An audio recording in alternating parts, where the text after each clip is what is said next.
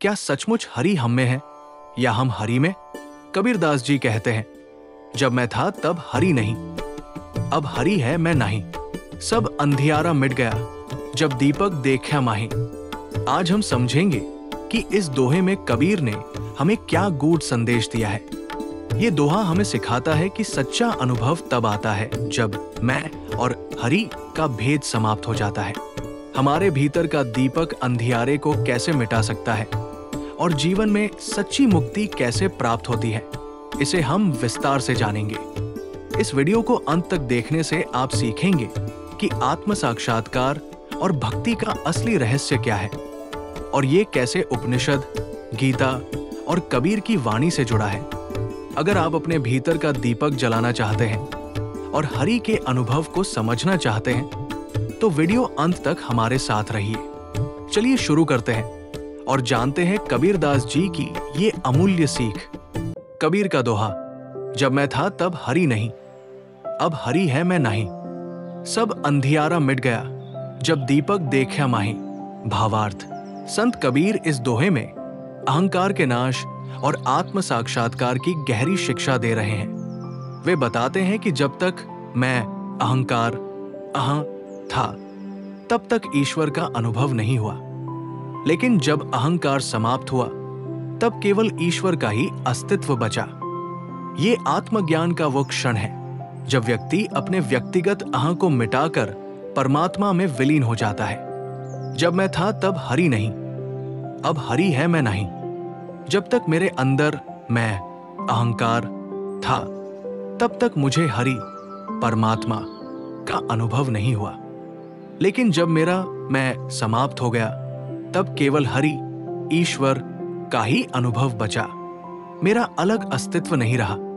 सब अंधियारा मिट गया, जब दीपक देखा माही। जब आत्मज्ञान का प्रकाश हुआ, तब अज्ञान और मोह का अंधकार समाप्त हो गया।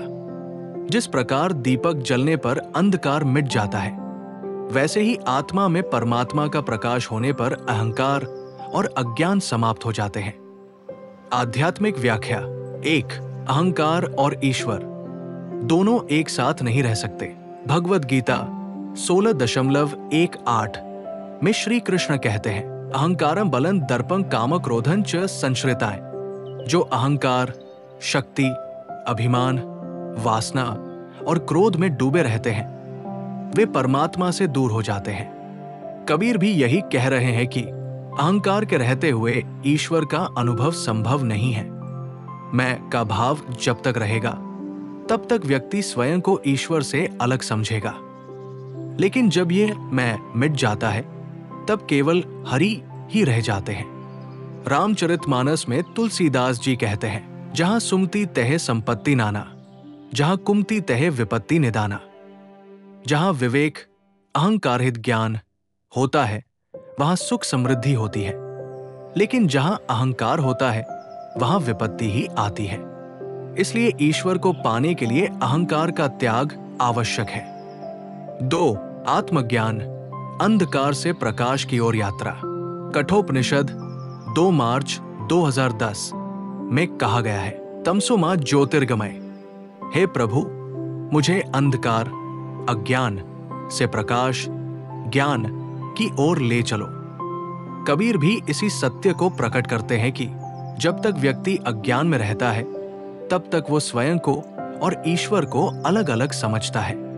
लेकिन जब आत्मज्ञान का दीपक जलता है, तो अंधकार, अज्ञान और अहंकार समाप्त हो जाता है।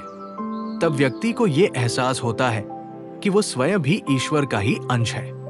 श्रीमद् भागवत 11.19.36 में कहा गया है, ज्ञानेन तु तदज्ञानम येषा नाशितमात्मना। जिसका अज्ञान आत्मज्ञान से मिट गया, वही वास्तव में मुक्त है। इसलिए जो व्यक्ति अपने अहंकार को त्याग देता है, वही सच्चे आत्मज्ञान को प्राप्त करता है। 3. भक्ति और अहंकार का त्याग, सच्ची मुक्ति का मार्ग। भगवद गीता 18.58 में श्री कृष्ण कहते हैं, मच्चित्त सर्व दुर्गाणी मत प्रसादातरिष्यसि। जो अपना चित्त मुझ में लगा देता है, वो मेरी कृपा से सभी बाधाओं को पार कर जाता है। कबीर के अनुसार अहंकार ही मनुष्य की सबसे बड़ी बाधा है जो उसे ईश्वर से दूर रखती है। जो व्यक्ति अपने मैं को छोड़कर ईश्वर को समर्पित हो जाता है वही वास्तविक शांति प्राप्त करता है। सच्ची भक्ति और ध्यान का अर्थ अहंकार का त्याग कर परमात्मा में विलीन होना है। गुरु ग्रंथ साहिब में कहा गया है, हमें नावे नाल विरोध है, दुए न वसे एक ठाई। अहंकार और ईश्वर एक साथ नहीं रह सकते। जहां अहंकार होता है वहां ईश्वर नहीं होते। इसलिए ईश्वर को पाने के लिए मैं को मिटाना आवश्यक है। सांसारिक जीवन में इस दोहे का महत्व अहंकार छोड़कर सच्ची भक्ति और आत्मज्ञान की ओर बढ़े। जब तक मैं रहेगा तब तक ईश्वर का अनुभव नहीं होगा। सत्य का प्रकाश आते ही अज्ञान और मोह समाप्त हो जाते हैं। ईश्वर को पाने के लिए अहंकार, माया और सांसारिक बंधनों को त्यागना आवश्यक है। निष्कर्ष, अहंकार के रहते हुए ईश्वर का अनुभव असंभव है। जब अहंकार मिटता है तब व्यक्ति को ईश्वर की वास्तविक अनुभूति होती है। आत्मज्ञान प्राप्त होते ही अज्ञान और भ्रम समाप्त हो जाते हैं। सच्ची भक्ति और भजन का अर्थ अहंकार का त्याग कर ईश्वर में विलीन होना है। अहंकार को त्यागो, तभी हरि का अनुभव होगा।